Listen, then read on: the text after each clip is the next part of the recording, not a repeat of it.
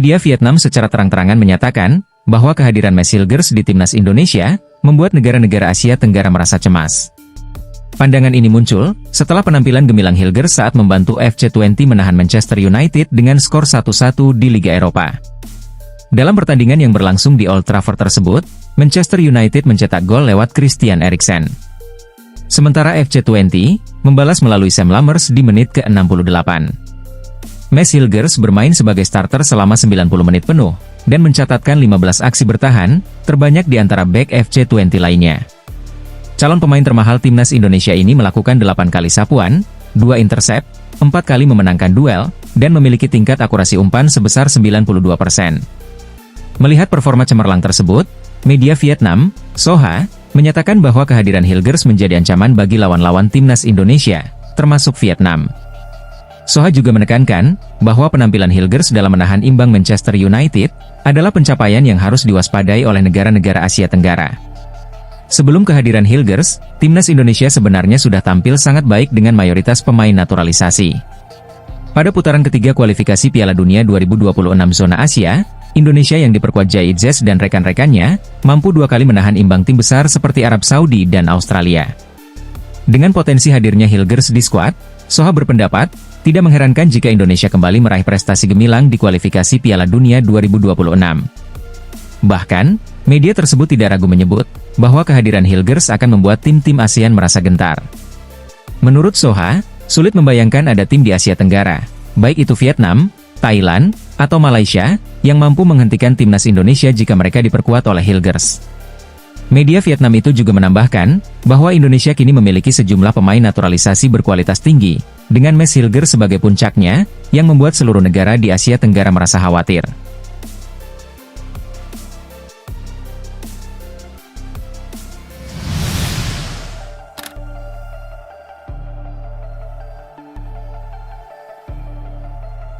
Pada pertengahan pekan ini, PSSI menerima kunjungan istimewa dari Federasi Sepak Bola Belanda. Dalam pertemuan tersebut, PSSI memanfaatkan kesempatan untuk membahas kemungkinan digelarnya pertandingan antara timnas Indonesia dan Belanda. KNVB tiba di Jakarta pada Rabu 25 September 2024 untuk menawarkan program kerjasama kepada PSSI. Delegasi KNVB diwakili oleh Gids de Jong, Michel van der Sar, dan Ruud van der Sar. Kedua belah pihak juga menandatangani nota kesepahaman untuk mempromosikan sepak bola di berbagai level internasional. Pertemuan ini merupakan kelanjutan dari diskusi kerjasama yang sudah dimulai sejak bulan Mei lalu.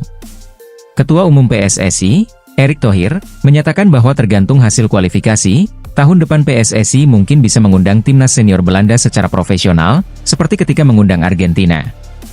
Erick menambahkan bahwa rencana ini akan menjadi agenda yang dapat dikembangkan bersama-sama. Secara keseluruhan, PSSI berharap hubungan dengan KNVB bisa memberikan manfaat bagi kedua pihak. Sepak bola Indonesia harus terus berkembang, dan PSSI memerlukan dukungan dari KNVB dengan pengetahuan serta kemampuan yang mereka miliki. Erick Thohir menyebut bahwa ini adalah babak baru dalam kerjasama antara PSSI dan KNVB yang akan fokus pada beberapa proyek pengembangan, termasuk pelatihan bagi pelatih sepak bola Indonesia. Indonesia dan Belanda memiliki sejarah panjang, dan hubungan antar masyarakat menjadi dorongan untuk mengembangkan sepak bola, kata Erick Thohir. Ia juga menyebutkan bahwa PSSI mengundang KNVB ke Indonesia, mengirim tim ke Belanda, serta mempertimbangkan untuk mengadakan pemusatan latihan di Belanda, mirip dengan program yang telah dilakukan di Jepang. Menurut Erick, inisiatif ini akan mempererat hubungan antar masyarakat.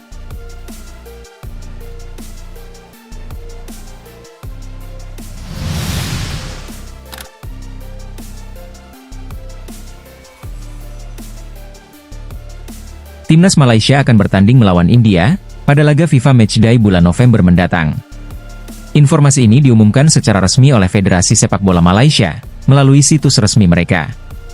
Pertandingan dijadwalkan pada 19 November 2024, sementara lokasi pertandingan akan segera diumumkan setelah Federasi Sepak Bola India membuat keputusan.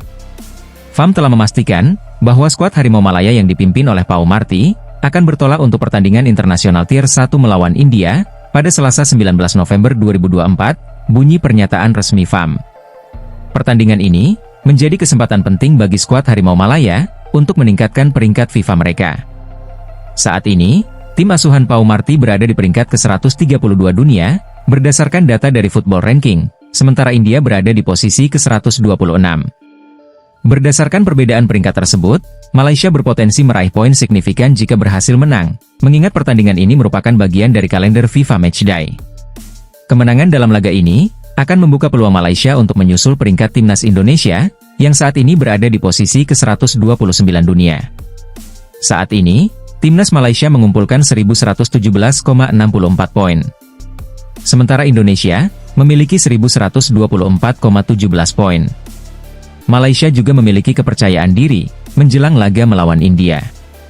Hal ini didasarkan pada pertemuan terakhir mereka pada 13 Oktober 2023, saat timnas Malaysia, yang kala itu dilatih oleh Kim Pan-gon, menang 4-2 dalam ajang Pesta Bola Merdeka 2023 di Stadion Nasional Bukit Jalil.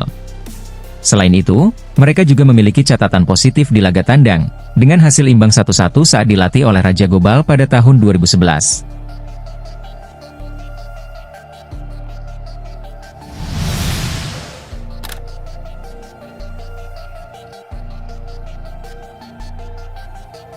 Seperti yang kita ketahui, pada bulan Oktober mendatang, timnas Indonesia akan menghadapi laga yang cukup berat melawan Bahrain dan Cina. Jika dilihat dari segi kekuatan, Bahrain dan Cina dianggap setara dengan Indonesia. Namun, tantangan yang sebenarnya justru datang dari faktor non-teknis. Cina dikenal sebagai tim yang sering menggunakan taktik mengganggu di grup C kualifikasi Piala Dunia 2026. Mereka bahkan mencoba mempersulit Indonesia dengan memilih Stadion Qingdao sebagai lokasi pertandingan, yang letaknya cukup jauh dari Beijing. Selain itu, stadion tersebut terkenal dengan suhu ekstrim yang sangat dingin. Melihat rencana taktik dari timnas Cina, Presiden Inter Milan, Steven Zhang turut angkat bicara. Zhang yang memiliki hubungan baik dengan Erick Thohir, memperingatkan timnas Cina agar tidak bermain-main dengan Indonesia. Alasannya, timnas Indonesia dipimpin oleh Ketua PSSI yang cerdas dan tangguh. Zhang menegaskan bahwa Cina seharusnya tidak berniat mengganggu Indonesia. Masalah ini bukan terkait kedekatan Erick Thohir dengan FIFA, tetapi bisa menjadi masalah serius bagi Cina. Stadion Qingdao terletak di kota Qingdao, dan perjalanan dari bandara dengan pesawat komersial bisa memakan waktu hingga 30 jam. Jarak antara Beijing dan Bandara Qingdao adalah 623 km, yang melanggar regulasi AFC, yang mengatur bahwa stadion tidak boleh lebih dari 200 km dari bandara internasional.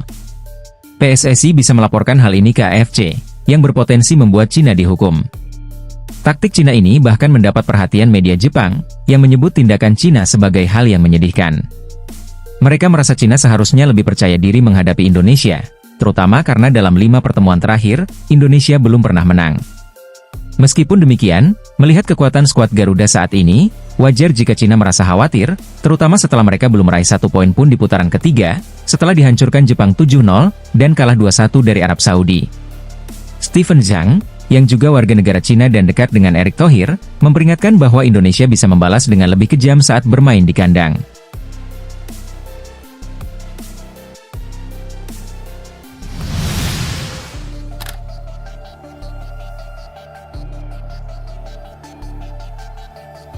Jens Raven merasa betah di Jakarta. Striker timnas Indonesia U20 tersebut bahkan menganggap Jakarta sebagai rumah keduanya. Jens sudah 2 kali memperkuat timnas Indonesia U20 dalam turnamen. Pertama, di Piala AFF U19 2024 di Surabaya pada Juli 2024. Dan yang kedua, di kualifikasi Piala Asia U20 2025 di Jakarta. Menurut Jens, Jakarta dan Surabaya memiliki perbedaan, dengan Surabaya yang lebih panas. Ia mengungkapkan bahwa bermain di Indonesia untuk kedua kalinya memberinya pengalaman berharga, apalagi di Surabaya ia berhasil membantu timnas menjadi juara Piala AFF U19 2024, sekaligus menjadi pencetak gol terbanyak kedua dengan 3 gol. Jens menambahkan bahwa meskipun Surabaya punya kenangan indah, ia merasa lebih nyaman di Jakarta, yang dianggapnya seperti rumah. Ia juga merasakan perbedaan cuaca, di mana Jakarta lebih sejuk dibandingkan Surabaya. Namun, kesan positif tetap terukir di kedua kota tersebut, terutama dengan dukungan para fans yang selalu membuatnya senang bermain di Indonesia.